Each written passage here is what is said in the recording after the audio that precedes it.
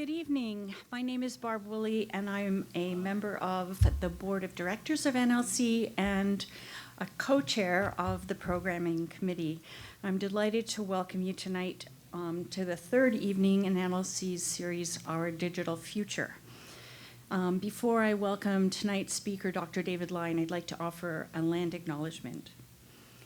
This place where we gather tonight is located in the traditional and treaty territory of the Mississauga and Chippewa nations. We offer our gratitude to the First Peoples for their care and teachings about our earth and our relations. We honor those teachings.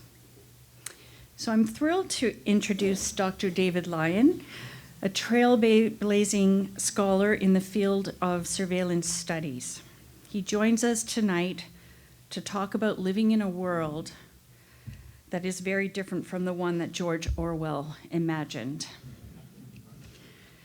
Dr. Lyon is the former director of the Surveillance Studies Center at Queen's University and a professor emeritus of sociology and of law at Queen's. David was born in Edinburgh and raised mainly in Bristol, and he completed his social sciences and history degrees at the University of Bradford in Yorkshire. Dr. Lyon's research inquiries include the social sorting capacities of contemporary surveillance, along with an exploration of their ethics and politics. Dr. Lyon has led several large collaborative research projects on surveillance, and that's how I was lucky to find him as a speaker, and has also encouraged surveillance research initiatives in Israel, Palestine, the Middle East, Japan, and Latin America. David is a fellow of the Royal Society, and his work has been recognized globally with fellowships, prizes, awards, and an honorary doctorate. And he tells me his Wikipedia page isn't 100% accurate, so I'm sure there's a litany of other things that I've missed. He's also produced a steady stream of journal articles and books. I think there's 32 and counting, and they've been translated into 18 languages. Following Dr. Lyon's talk, we'll open the floor to questions, and if you'd like to purchase Dr. Lyon's new book, published by Oxford University Press on surveillance. It's one of the series they produce called A Very Short Introduction. I found these to be amazing resources. He'd also be very happy to sign it at the end of the session. So without further ado, I'd like to welcome Dr. David Lyon.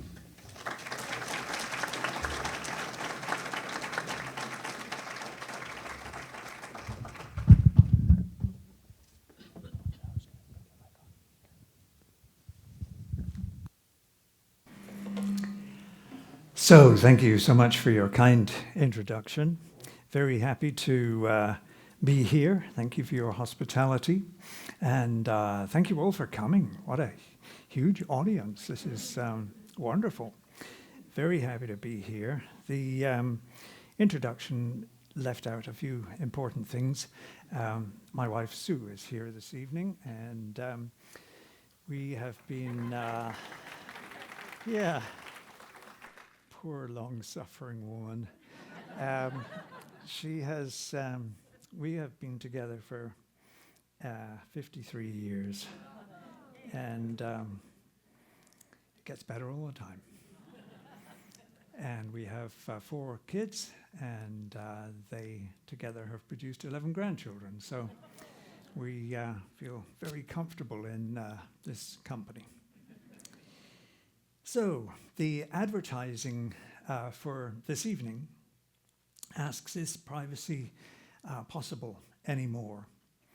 And in order to answer that question, or attempt to answer that question, I'm going to focus on the other 2 words in my title, data and surveillance. Data are the raw material for many kinds of surveillance. And surveillance itself, I think of as any routine, focused, and systematic attention to personal details to influence, manage, protect, or control. So that's roughly what I'm thinking of as surveillance. It's thus a form of power that helps to shape society. So as you can hear, I believe that it is a really very significant item in our world today. I'm also aware of the context of my talk, which has to do with our digital future, AI, algorithms, and ethics, in which surveillance plays a major role. So I'm going to connect those. The blurb also suggests, provocatively, that technology has changed humans, and I have something to say about that too. But I'll start with the phrase, again from the publicity for this series, how the digital context affects our everyday lives is of vital importance. That I am sure you're already aware of, but I think it's tremendously important. The sage and sensible advertising for this series also refers to big words like truth, wisdom, and humanity, each of which is peculiarly under threat today. And we'll get to those too eventually. But let me start with some everyday examples of digital surveillance that also raise questions about the benefits and the shortcomings of a notion like privacy as an antidote to surveillance. I like to tell the story of James McLeod. James McLeod was at that time an Ottawa journalist who uploaded the Tim Hortons mobile ordering app to his phone. You know, we'll know about what those things are. And he wanted to be able to have his chosen coffee and bagel ready for him when he arrived at Timmy's. That's why he decided to install that app in his phone. But after using the thing for a while, he became suspicious, particularly when he had a ping on his phone that suggested to him that the thing was working when he had switched it off. Was it collecting more data than it should be collecting for his double-double and everything bagel? So he made a Freedom of Information request to see what he could find out about the details. And of course, there are other things that you can use too, which will also connect with the data of the people holding them. What he found disturbed him somewhat. Not only was Restaurant Brands International, that is the American company that owns Timmy's, through its agents, Radar, not only were they interested in his breakfast choices, it also knew his girlfriend's address and what time he left work each day. It kept track of when he was at a Blue Jays game in Toronto, and not to mention when he attended his cousin's wedding in Winnipeg, or went to any bar or church or coffee shop. And beyond Canada's shores, it recorded a vacation flight, for example, to Morocco, his changing planes at Schiphol Airport in Amsterdam, and the fact that he was close to a competitor coffee company in Marrakesh. And sure enough, the app did continue to operate even when it was supposedly switched off. Now, when James McLeod shared all this detail that he'd got from his FOI request with the Privacy Commissioner, a joint investigation with other provincial as well as federal privacy commissions was established, concluding, this was the conclusion of the commission, that such data from a ordering app was quite inappropriate and excessive, given the limits prescribed in the Privacy Acts. That the system unnecessarily collected sensitive data from which other information, such as, for example, medical treatments, could be gleaned, was another of the PIPEDA based conclusions, and PIPEDA is one of our main laws in relation to privacy. And that's what it does. And so they also showed that the overwhelming majority of personal information would indeed have been collected when the app was switched off. And loss of privacy was also increased by the ease with which places of work and home addresses could be inferred from the data.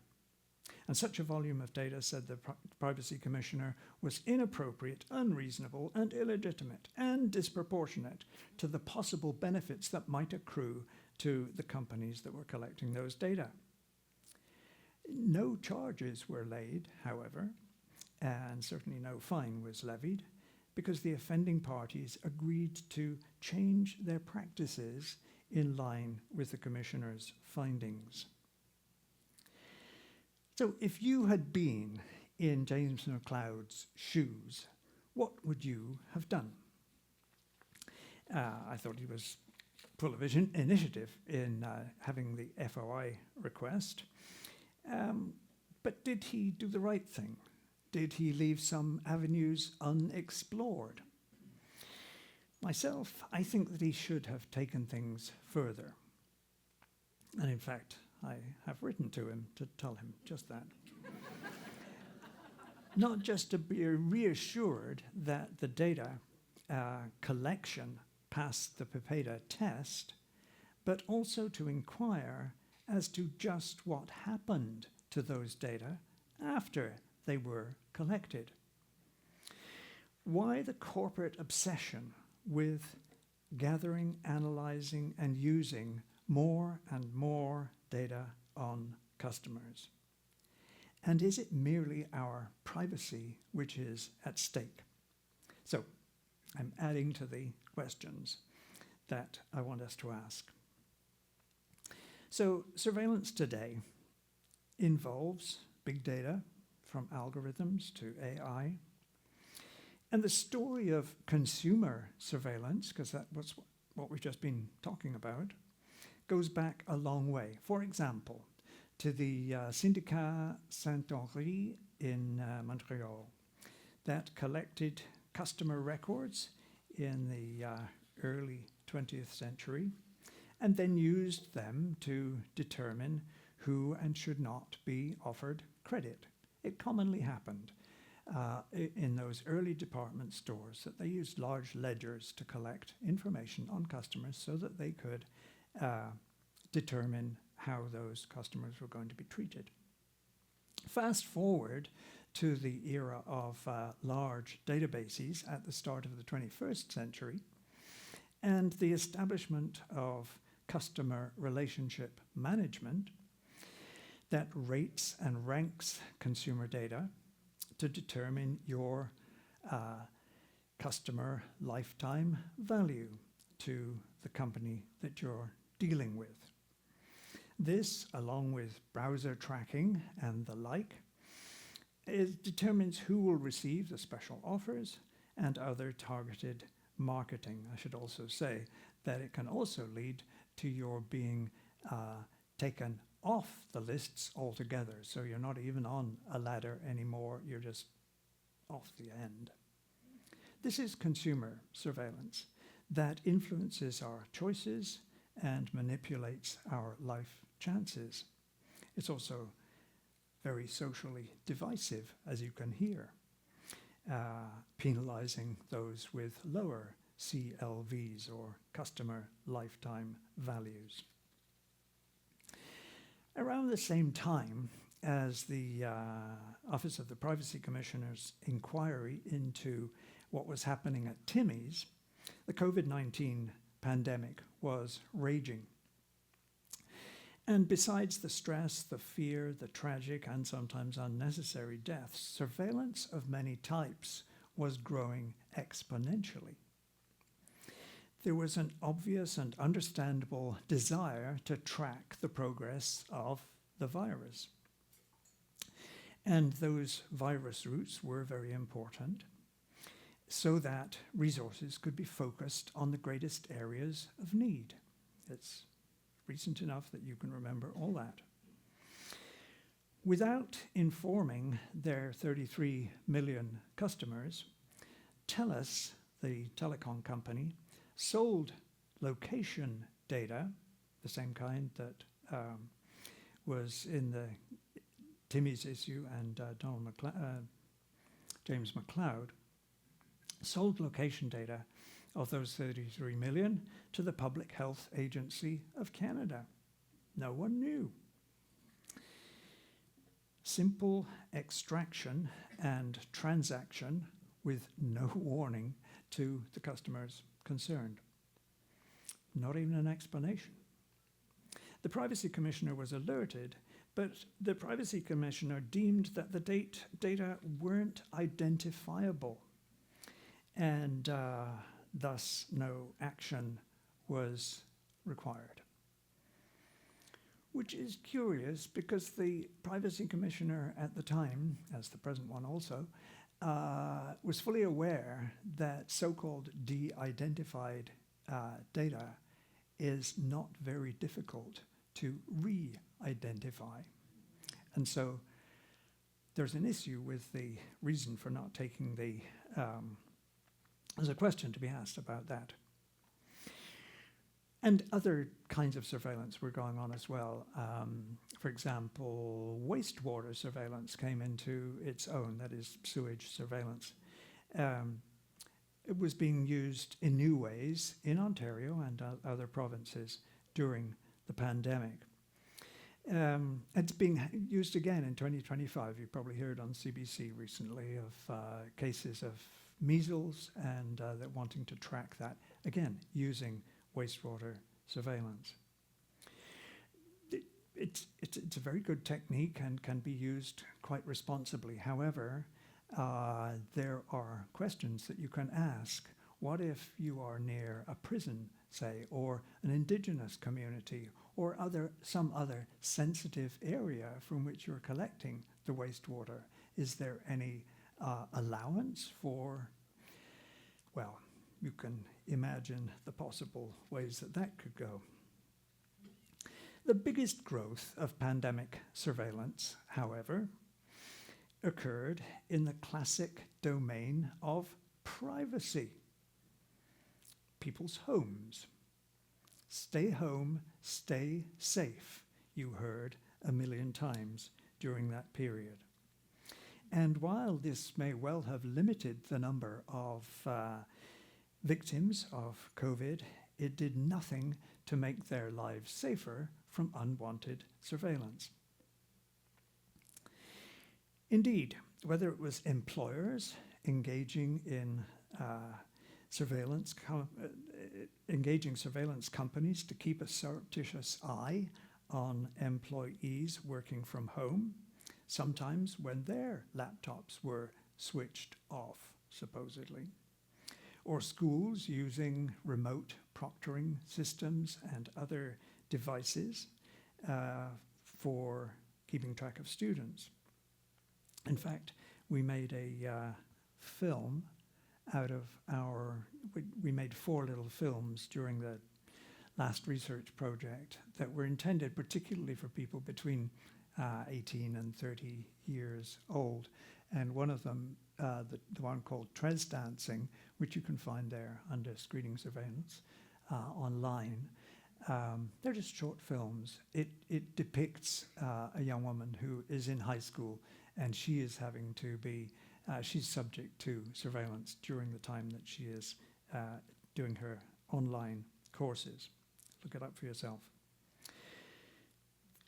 And then there's also the myriad of domestic delivery services, especially food, from people like DoorDash, Uber Eats, Grubhub, Deliveroo, Skip the Dishes. All these suddenly became familiar names, which use apps and other devices to track and attract customers. Domestic surveillance became really big business in that period.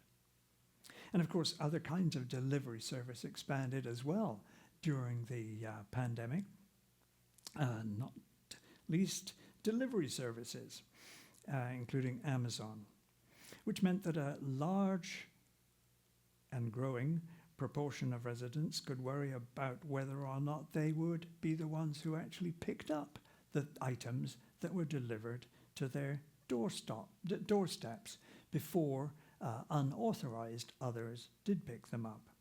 But Amazon, unwittingly, was ahead of the game, having bought the Doorbot video doorbell company Ring for about $1 billion in 2018. So they were ready for the pandemic-generated demand. And sure enough, there were a number of reports of the ways in which video doorbell sales surged during COVID for that reason. But householders weren't the only ones interested in those data. Police departments in US cities became very interested in those data, and sometimes using a so-called neighbor app, they were creating a whole new system for their policing of certain areas. Because their use, according to one researcher, a very responsible researcher, their use in some cities in the US created the largest civilian surveillance system anywhere in the world. Ring not only surveils neighbors or people who might come to your doorstep when you don't necessarily want them to, it also collects a lot of data on, guess who? The users of those systems. And who knew that? Enough data can be collected on the users to create further profiles of users' activities and attitudes. And beyond this, particular groups, especially racialized people, are further disadvantaged by use of the Ring system. But it also creates uneven coverage of any city by police services, because once they have a system like that with its handy-dandy connections to actual locations, then they will tend, as was the case in the US, to migrate their services, police services, to those areas, which, as you can imagine, means that certain other areas are not so well policed. In Canada, where some police wish to use Ring data, there are limits.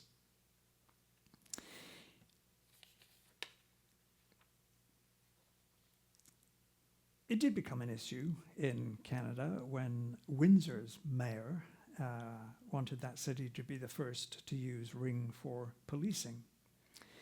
But as one academic notes at University of Windsor, at the societal level, smart technologies such as Ring blur the boundaries between financial, consumer, and governmental systems. The datafication of our personal information ultimately reduces citizens to a collection of data points, open to misinterpretation, manipulation, and monetization. And it's not only Ring that offers that security. At the end of 2024, Toronto adopted the Citizen app that alerts users to safety issues, crimes, fires, accidents, and so on, in their vicinity. But the Association for Computing Machinery, one of the oldest professional organizations of computer specialists, calls its very design deceptive.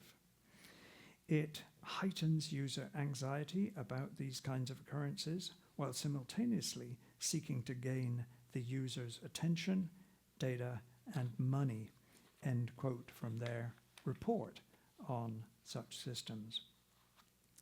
However, surveillance doesn't only grow with companies desiring data for marketing or at times of crisis such as a pandemic. It also expands in response to major events, such as classically, of course, the attacks on New York and Washington, known as 9/11, but more routinely since 1972 at mega events such as the Olympics.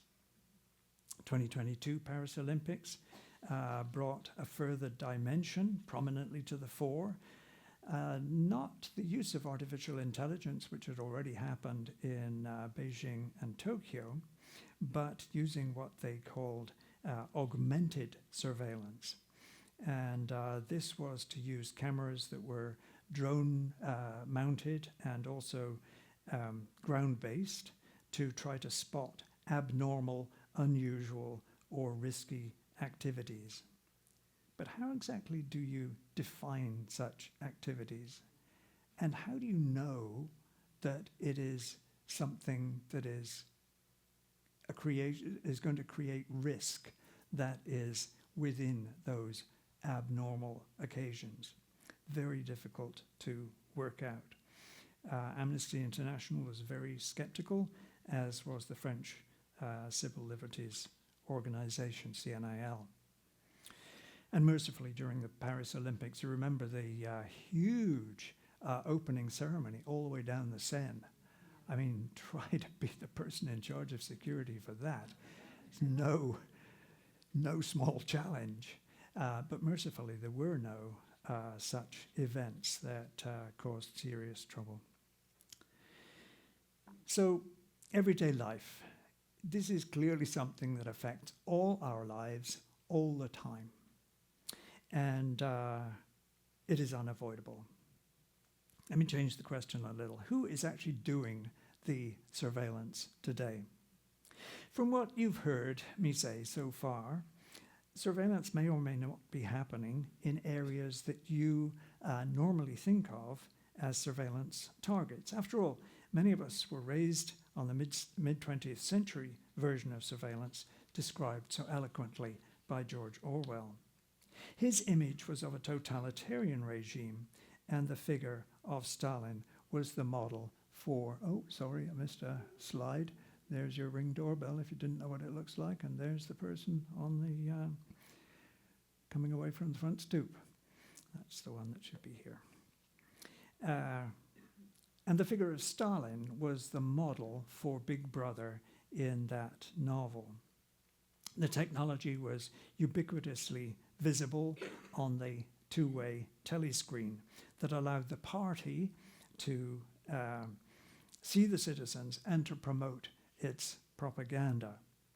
Winston Smith was a minor party operative within the Ministry of Truth, so-called, who tried to disguise his hatred of the party and his belief in the importance of truth, decency, and, yes, privacy. He discovered a telescreen blind spot where he could write his diary and pursue his clandestine relationship with Julia. But the chilling end, of course, came after Winston was caught and brainwashed in the Ministry of Love. And he was brainwashed so that in the end he confessed that he loved Big Brother. So the body organizing that surveillance was the state. And of course, both Soviet Union and Nazi Germany were totalitarian and used surveillance extensively to pursue their goals. But what we've been discussing so far is mainly commercial surveillance of consumers. Seems to be light years away from the Orwellian scene. Government authorities, of course, themselves, we realize, are both reusing those data themselves. Public Health Agency of Canada tell us. And also trying to restrict their use. Privacy Commissioner of Canada and provincial commissioners. So the question of who's doing the surveillance is important. It's changed over time. and has intensified historically, especially with things like the formation of nation states and the security arrangements and of police forces and bureaucracies from the 16th century, in fact, but especially after the Treaty of Westphalia in 1648. Espionage is an obvious and particular form of surveillance known from ancient times, seen quite graphically in many of Shakespeare's plays. But this also became more scientific in the early modern period. Then you had things like improved street lighting being used to make easier the policing of public streets, like in Paris from 1667, and Jeremy Bentham's infamous all-seeing prison design, the panopticon. And it's the design of the prison and the way that prisoners are visualized in their cells, which are around the edge of the circular or semicircular shape, are visible from the central pillar. And the central pillar is where the inspector is, as Bentham called that person. And they could not be seen by the prisoners because there was a system of Venetian blinds that prevented them from seeing. But the prisoners themselves were backlit because this was being created in a time before electrical power was used for lighting. And so hence the panopticon, the all-seeing place, which he dreamed up in the 1780s and produced the plans for in the early 1790s. And to these were added new everyday technologies in the 19th century. There was a number of technologies that ended up being used for surveillance purposes. The telegraph, the telephone, the phonograph, the camera. All these were not made for surveillance, but they were repurposed for surveillance once their surveillance capacities were realized. And they had implications for things like workplace surveillance that became more mechanized in the 20th century. Employers, of course, engage in surveillance. The development of standing armies, too, with their specific forms of discipline, also entail surveillance. Military agencies are deeply involved in surveillance. War also led to more surveillance in the 20th century and the earliest use of computers, which expanded hugely in the 20th and 21st century. But the post-war period also produced more surveillance, but in this case, a surveillance of care in the case of so-called welfare states, where everyone typically had a number and that showed that they were eligible for relief of some kind from those early welfare state systems. Of course, some people did see Orwellian aspects to those and objected to them. Why reduce people to numbers, they would say. But by and large, welfare states were welcomed, especially by those who benefited from them the most. So there's an example, if you like, of a surveillance of care. I'm not saying it went on being a surveillance of care, but the earliest examples certainly, I think, qualify for that term. The so-called Cold War also prompted other developments, like the silicon chip itself.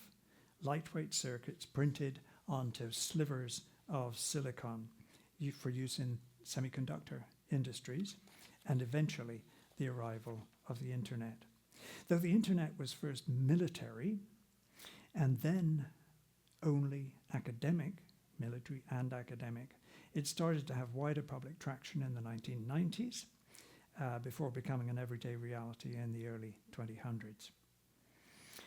But after 2004, yeah, that's what Google advertising looked like in 2004. Google's search engine rapidly caught on, which enabled their larger scale data capture as they realized the potential uses for data that was previously regarded as trash. It was regarded as data waste. and that was the thing that they made their billions on. But after 2008, Facebook took off with its tools of increasingly participatory surveillance. Facebook invented a new category, friends it was called, that became the very means of maximizing their data collection and their market share. And these friends are ones that always betray you.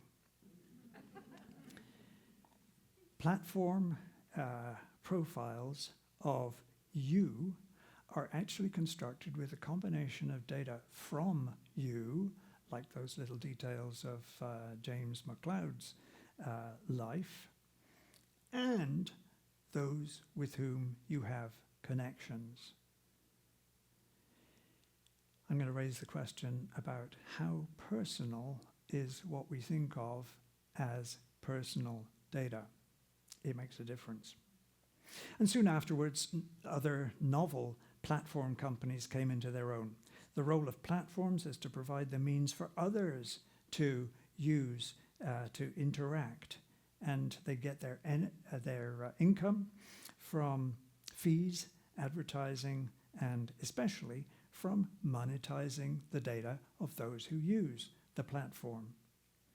Shoshana Zuboff, in a book that you've probably seen, even if you haven't read its 700 pages or whatever it is, would call this surveillance capitalism. But she sees that as a rogue form of capitalism, and she criticizes mainly loss of privacy and the challenge to what she thinks of as human autonomy. Others have different views of the same processes. For example, Nick Couldry and Ulysses Meillas, they think of it as data colonialism, by which data are greedily grabbed in an exploitative manner, like classic colonialism, by those with the means to do so. So here we have different explanations of the same phenomena with quite different practical implications, but there is a range of ways of thinking about these matters. In short, surveillance now happens in just about every corner of our lives, whether in the workplace, the supermarket, or buying online, at the border, or at events where public safety is an issue, at school, in healthcare, in policing, or in those data-hungry bureaucracies of modern government. It's virtually inescapable. Today, we're all too aware of the surveillance capacities of social media, platform companies of all kinds, and of the fact that by using smartphones, we carry in our pockets and our purses the means of our own surveillance by multiple others. Remember James McLeod. So let me say something about privacy technology and humanness. I'd like to consider briefly how far privacy helps us to respond to surveillance today. And then I want to try to show how technology and humanness should also be brought into that equation. For many, privacy is a sort of opposing idea to surveillance. Do we want privacy or do we want surveillance? Do we want surveillance or do we want privacy? They're seen as opposite sides of the same coin, as it were.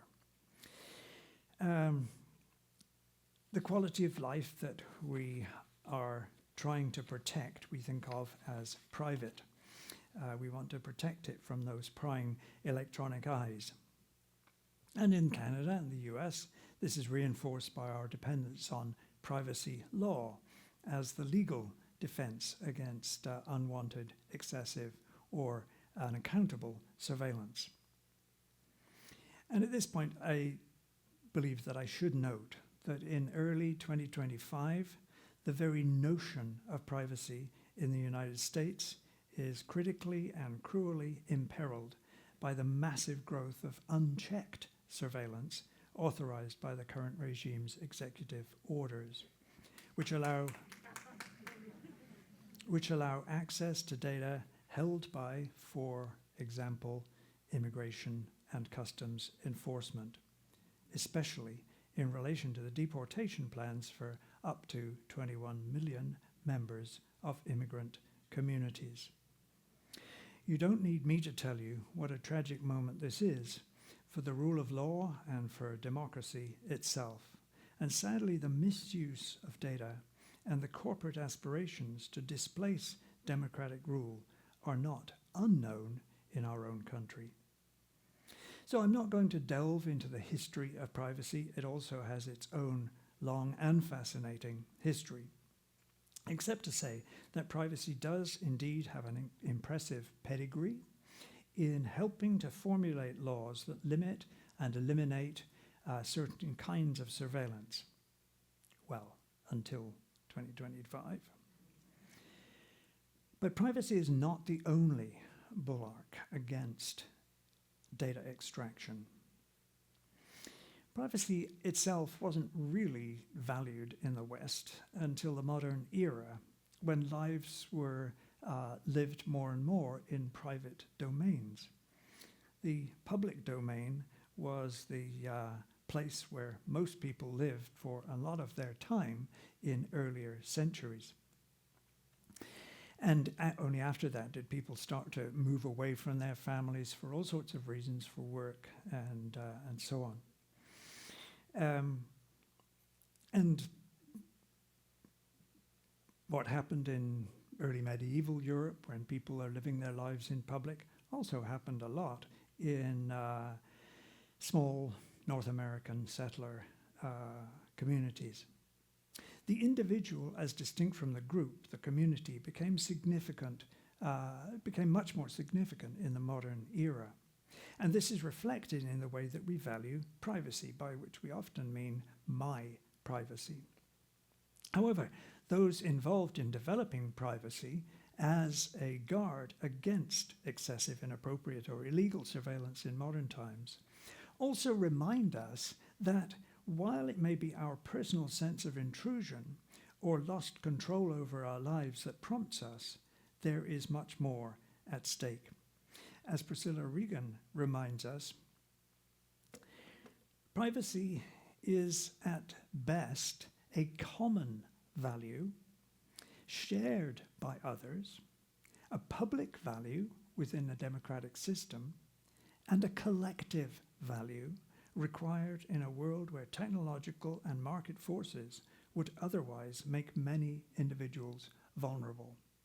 So in those conditions, I think privacy becomes a stronger notion than if it's just thought of as my privacy and that I don't want to have people intruding on my life. If you go beyond that to the sorts of things that Priscilla Regan, I think, rightly discusses, then it becomes more useful. And of course, she's writing in a context where she's trying to encourage the development of appropriate privacy law in the United States. Around the world, privacy has different meanings anyway. It's a culturally relative matter. We did a big study on surveillance around the world a few years ago, and we discovered that in North America, Japan, and elsewhere, informational privacy is valued most highly. But in Brazil, it's bodily privacy that matters, whereas in Spain, Hungary, and China, communicational privacy is put first. So there are all kinds of different ways. It's not only historical, it's also cultural, the differences in our understanding of what privacy might be. In Europe, while the idea of privacy is not unimportant, the European Union works from a different premise, which is within the EU data protection law, which is how data should be handled rather than just how we should be left alone by government departments, employers, police, corporations, or whomever. The European approach, the General Data Protection Regulation, both reaches more broadly and is ultimately more stringent than Canadian law, and it covers any organization processing data on European citizens, while PIPEDA covers mainly the corporate sector. The GDPR can impose significant fines, while PIPEDA is largely limited to investigation and auditing. So individuals have stronger rights in the EU over a wider range of issues than in Canada. And for a number of years, much work has been done to try to update Canada's privacy laws. They'll probably still be called privacy laws, but paying more attention to the sorts of things happening in the EU, among others. But like any legislation, it has to wait its turn, and other things are frequently seen as higher priorities. But will these laws anywhere be able to withstand the challenges presented by current data extraction and by AI? Especially when AI often means handling over control and initiative to technology in matters of personal data, such as our images in facial recognition technologies. Indeed, one key area of challenge is the ways in which potentially negative discrimination is realized or exacerbated using facial recognition technologies. And this image actually says an awful lot. Facial recognition technologies are best when they are focused on persons like this. That is to say, if your skin happens to be a different color, or if you happen to be female, and if it's both things, female and black, let's say, you stand much less chance of being properly recognized than a white male. Of course, you could trace it back to who designed those systems in the first place, which is not insignificant, as several studies have shown. So there are big issues there, and if you want afterwards, we can talk more about facial recognition, but it is becoming more and more significant and more troublesome. So let me say a few things about technology. If you listen to corporate leaders, you may get the impression that technology is a sort of irresistible force out there that impinges on us without reference to our wishes, or maybe even fulfilling our wishes. But in fact, technology is not autonomous, a rule to itself. Did you notice that as I was describing various surveillance technologies, that each one is produced by some group or agency that seeks a means of solving some problem of one kind or another? Fear of potential war in space between America and Russia back in the day was what prompted the search for lightweight electronic components, the silicon chip. That was in the 1960s. The desire to distinguish between reliable and unreliable customers was what led to maintaining records on the folks that used the early department stores. The entrepreneurial determination to make the internet into a commercially viable system led to new uses of data, once thought of as waste. The point is that technologies are never autonomous. They never run themselves, let alone being determinative. They can become almost necessary or unavoidable when others all seem to use them, think smartphone. But the point is that humans work in tandem with them rather than as merely subservient to them.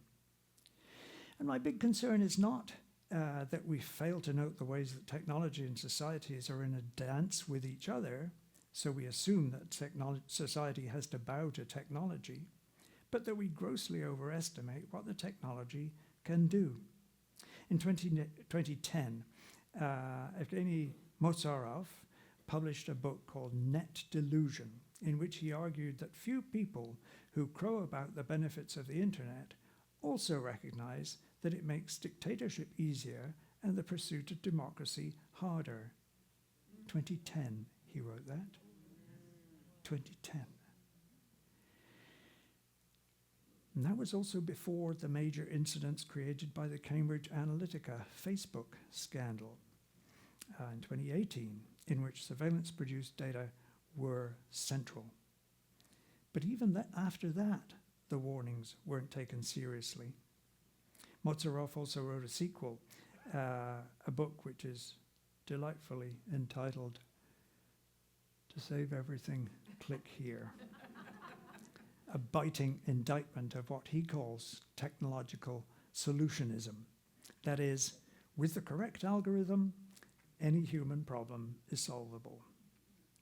But the Silicon Valley idea that efficiency and convenience should be raised to the status of ultimate virtues and human goods is, I think, risible. It's laughable.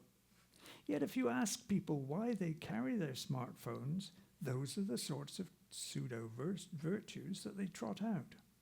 You may well be able to monitor your consumption of calories or carbon by using your digital gadget, when all that is really needed is sensible democratic action on regulating the food industry, or seriously switching internationally to renewable and climate-friendly modes of daily living, from travel to supposed high-tech solutions.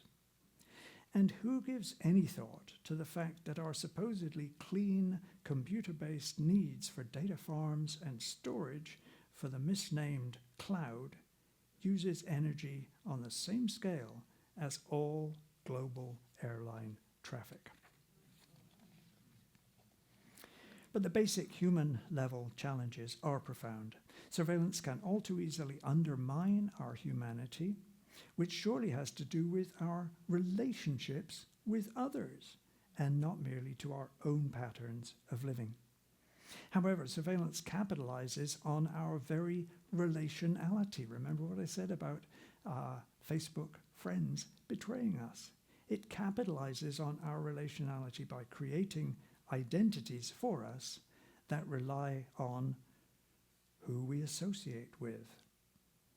But the outcomes of this actually reinforce, as I've said, disadvantage and vulnerability seen anywhere from access to social or medical assistance, to policing, and to online consumption.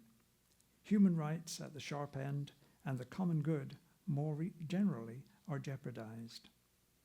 And these kinds of approaches should help us in seeking appropriate modes of surveillance in the 21st century.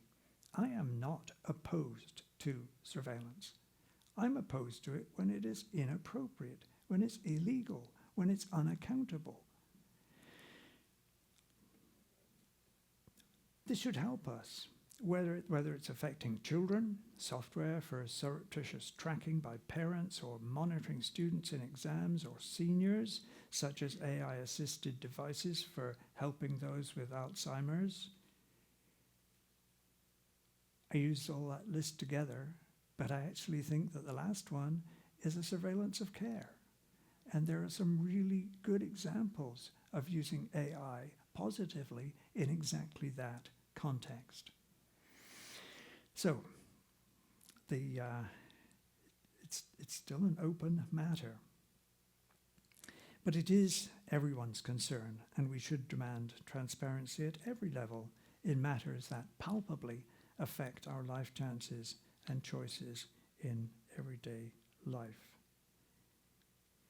Time is going on, and I have lots of other things that I could say.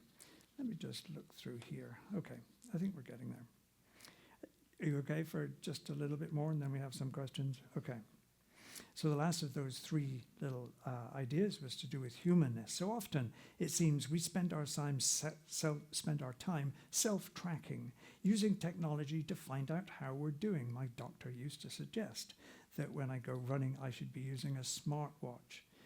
I listen to him in many things, but never about that. Should we not rather measure our technologies by our humanness rather than the other way around? Frequently, our thinking is technology-centered as we hear folks from Silicon Valley informing us what the next thing is. I mean, Apple ads are particularly particularly interesting from this point of view. They always give you the impression that this is the next and necessary thing for you.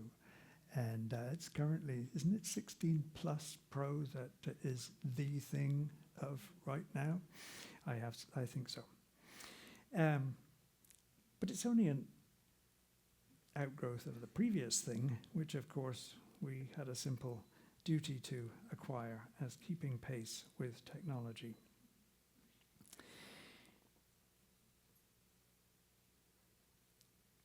After all, technology is a human activity. We create tools to be able to farm, or to travel, or to heal, or to write, or to manufacture things, or whatever.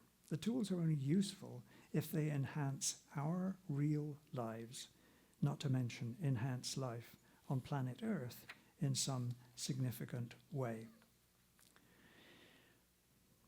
My talk could end there, but it actually has a little coda at the end of it. Those of you who enjoy music know what a coda is. It's a little piece that comes at the end that sort of sums up the earlier sections and also introduces some new notes. Starts with a confession. I went through an undergraduate university program in the mid-1960s in which all my courses in European literature, history, sociology, and the history of ideas went back only to 1750. It was merely modern. And then, teaching in the UK first and then at Queen's, I continued to work with the largely unquestioned idea that today's world is best understood from its modern development. And not until I switched to a pension, it wasn't too late, not until I switched to a pension was I eventually inspired to evaluate that assumption about modernity. And now I'm thoroughly immersed in a systematic study of medieval surveillance.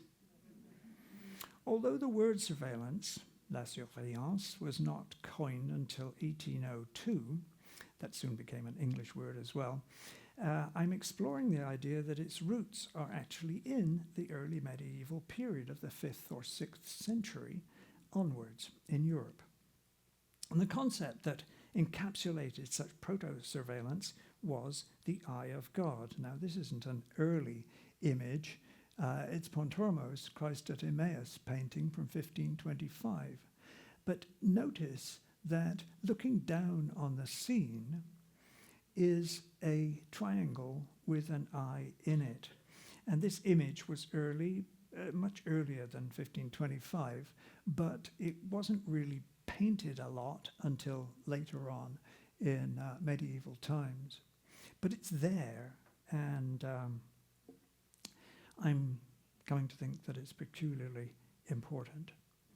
Not only was the existence of God assumed by the majority of the population, but also peoples across Europe believed that they lived their lives under God's eye. So Amanda's Powers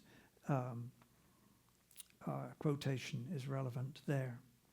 It was worked out in everything from monastic life to early legal arrangements to watching over farm animals and watching out for trouble such as sheep stealing. Leaders such as Augustine and Benedict taught that the watching God expected human beings also to be faithful watchers, just like a careful shepherd would watch over sheep. The eye of God idea would persist right through major changes, through reformations, the Renaissance, Enlightenment, and so on. And of course, it got somewhat twisted and bent as it went along, and still it's a common phrase today in relation, actually, often to surveillance. Its meanings today are very different, but I think it's that difference that is worth pursuing and how those differences came into being.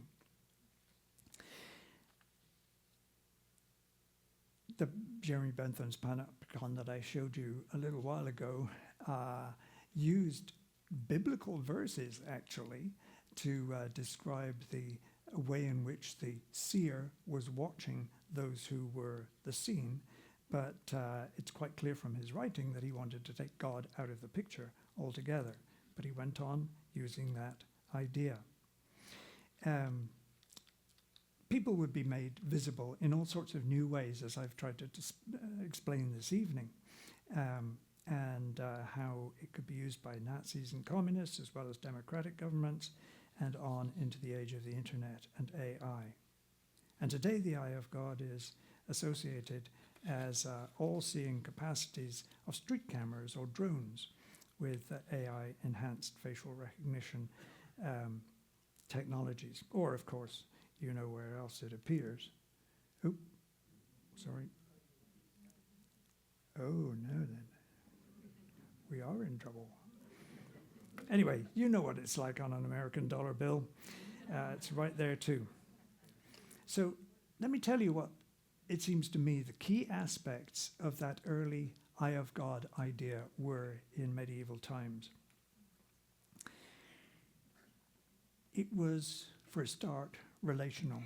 It didn't have to do with just the individual. It was relational from the start, and the very fact that the eye of God was in a triangle meant that it was Trinitarian, that it was three persons working together as one God. And so it was relational right from the start. It was also reliable because it was accountable. And for example, in the way that the monasteries were run, the abbot or the abbess would be aware that they were the most responsible person in the whole establishment, because while they were expected to keep an eye on everything that went on, they had to be themselves aware that God was watching them. So they had a very strong sense of accountability being crucial to any kind of surveillance. And similar things are true in the legal context and so on and so forth. It was focused on care. In other words, it was not the people in the organization or the body that was doing the surveillance that were the beneficiaries of the surveillance. Surveillance was first thought of as being to do with the care of those who were being surveilled. And it was also justice seeking.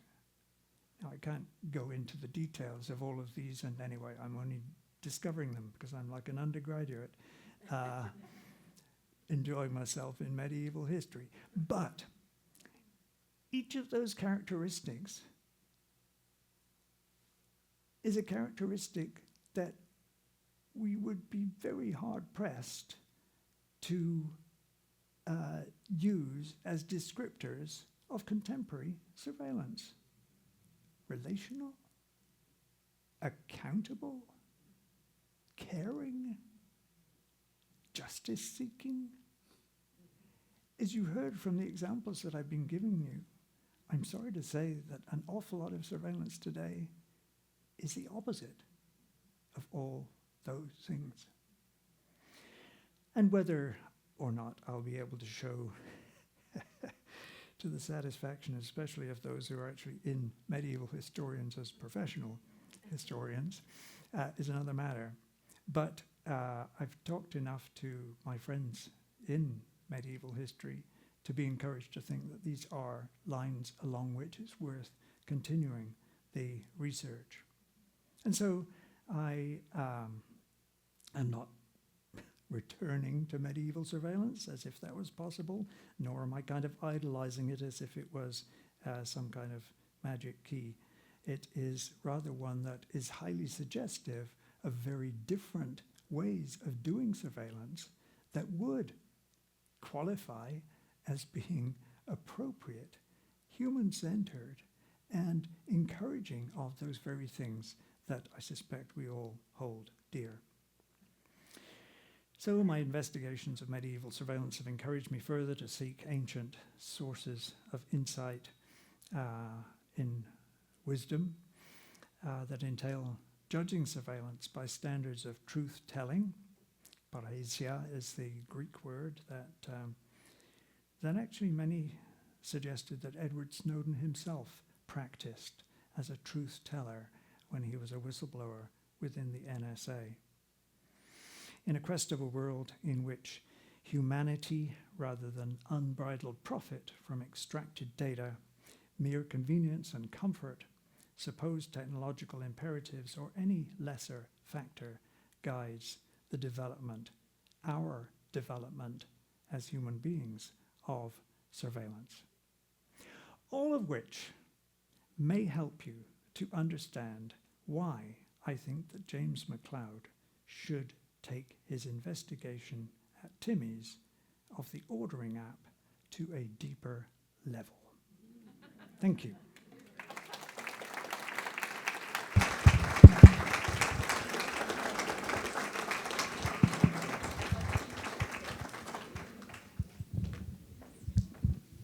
Okay, Barb and I have the mics, and if you'd like to have a seat. I have a mic too. You have a mic too, that's great. If you'd like to take a break and sit down, Sure. please do.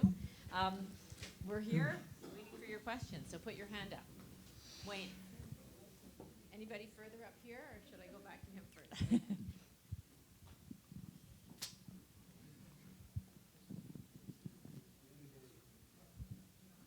Green button?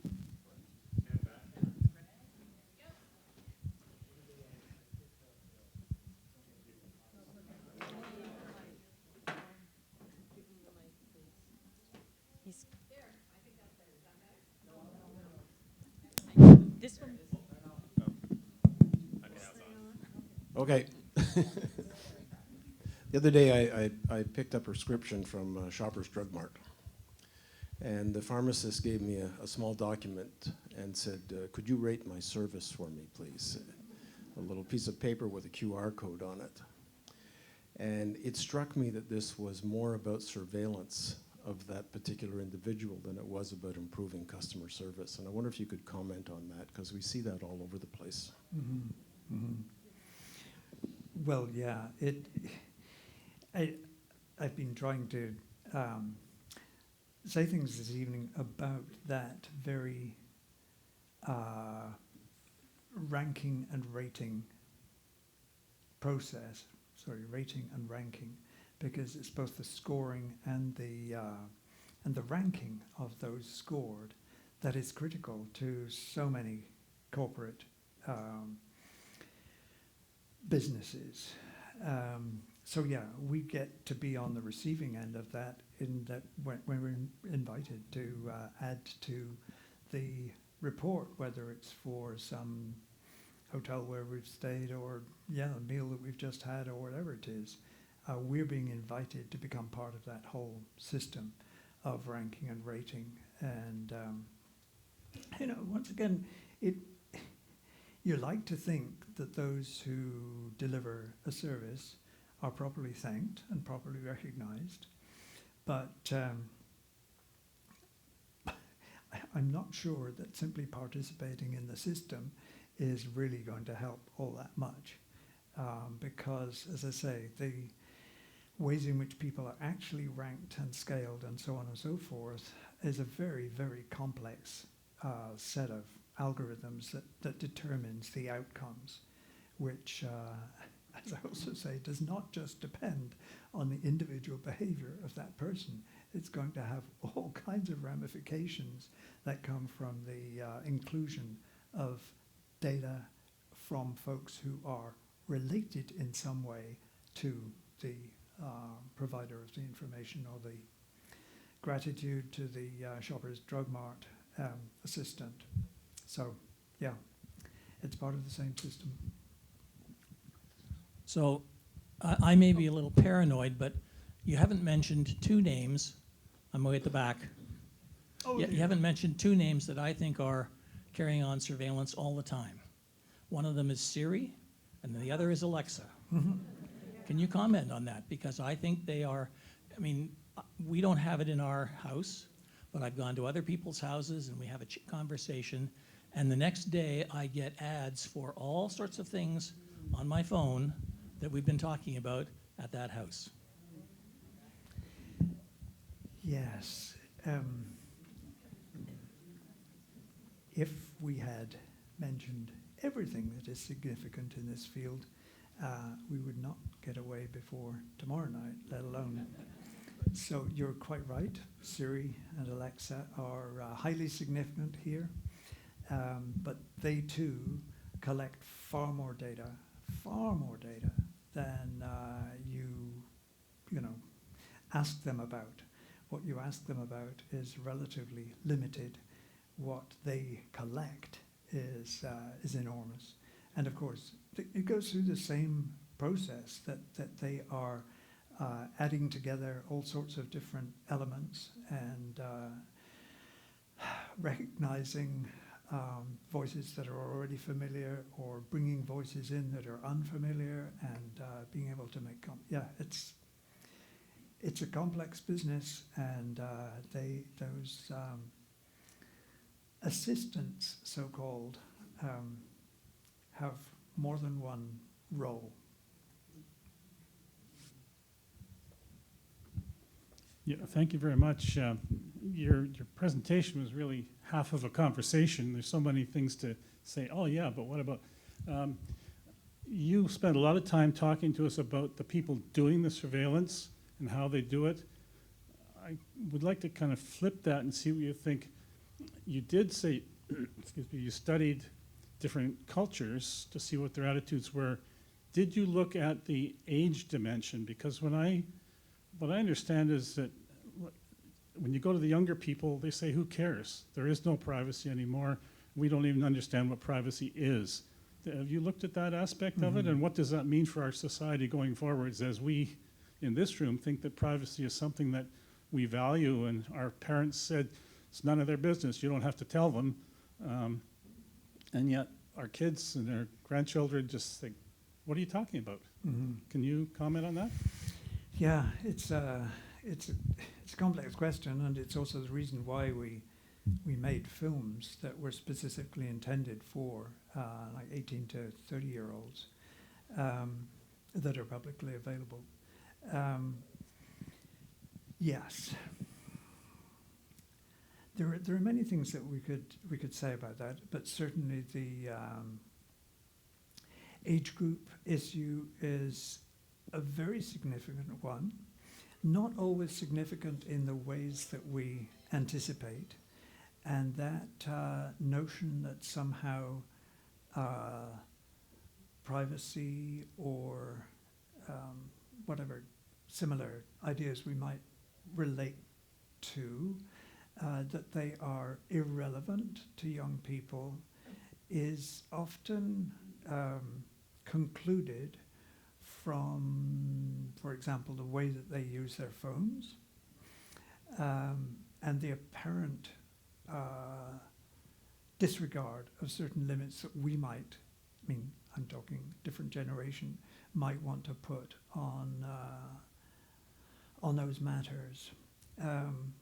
However, there are various studies that suggest that it isn't true that there is a obliviousness among younger age groups towards the issues. The issues are rather seen differently, I think, and it's up to us to find out what those differences are. Several of our grandchildren are teenagers. One's past teenage,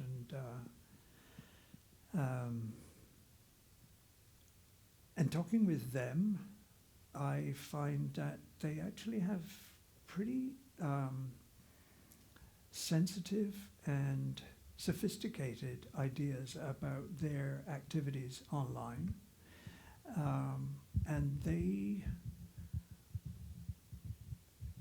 may well give the impression that, for example, they're always on their phone, and sometimes they are always on their phones, but if you hear the discussions that they have among themselves as teenage groups, you'll find that they do vary, and that they are not simply irresponsible. Now, some are, of course, but then some seniors are too. Let's not put too fine a point on it. So yeah, there are studies, and afterwards, if you want, I can point you in the direction of some such studies. There are some fascinating ones, and ones that are pretty easily accessible online, and yeah, there's one of my closest and dearest colleagues at the University of Ottawa, she's called Valerie Steeves, that's Steeves. Valerie Steeves does more work on this than anyone I know as a researcher. And she was the co-founder of an organization called Media Smarts. And if you look up Media Smarts, you will find a lot of interesting information on young people and their attitudes. And I've learned a lot from her and hearing what she has to say about young people. And she works with young people all the time. It's her major research area. So I would commend the work of someone like Valerie Steeves. And once you'd found her name, you'll find other names that relate to her because she works in a team with a group of others. So it's worth looking at the work that she's doing. It's not something that I was vitally working on myself. I tended to be seeking an overview of what all the researchers were doing as director of Surveillance Studies Centre, but her work I'd certainly commend to you. Valerie Steeves, University of Ottawa. What do you do when you're asked to tick cookie permissions? When I'm asked to cook, I do it because I enjoy it. But when you're asked to accept cookies, yeah,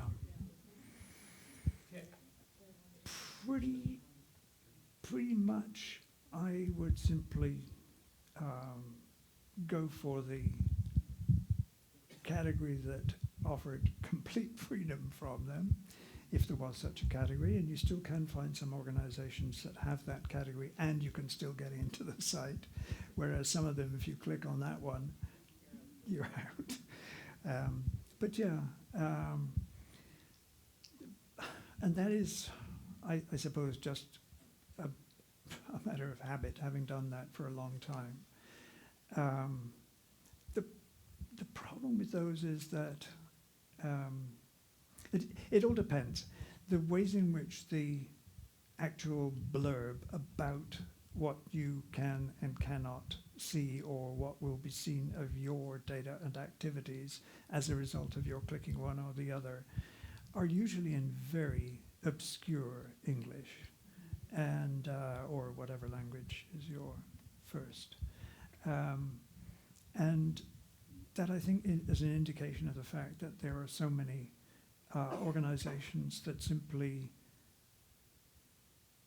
because they know how profitable those data are, want you to hit the one without thinking that comes at the top, which is accept all. And maybe after this evening you might be a little bit more dubious about some of those invitations, because you're simply adding to the data that is already there. But far better than just making a personal decision would be to work with other people, in a group, and to think together about the issues, particularly in the sorts of sites that you want to be getting in onto. There may well be others in common with you. I'm all for people finding solutions together and talking together about the things that are bothersome to them. All I've done this evening is to give you a bit of an overview of the issues as I understand them. And I don't have all the answers, but I do think that working together with other people and thinking through these issues with other people, and maybe doing it together with the grandchildren for that matter, because they frequently have some wisdom on these matters that I don't have, things that they've noticed that I haven't. And, I think it's worth forming a group with your friends, or, if you're having a drink together or whatever. It's a good time to actually share with them and say, well, what do you do? And are there things that we could be doing better in our online lives? So that's my recommendation.